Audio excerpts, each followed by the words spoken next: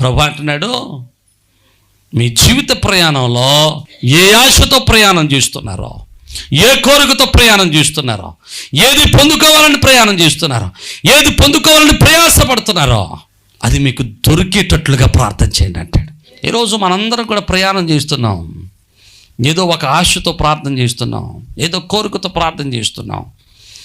దేవుని యొక్క వాక్యంలో ప్రభు అంటాడు, యెహోవా యందు భయభక్తులు గల వారి కోరికలైన సంతృప్తి పరుస్తాడు. జ్ఞానుల యొక్క ఆశను తృప్తిపరిచి వారికి సంతోషాన్ని ఇచ్చినట్లుగా మీరు దేనికోసమైతే ఎదురు చూస్తున్నారో ఆ ఎదురు చూపులు నెరవేరే కాలం రాబోతూ ఉంది.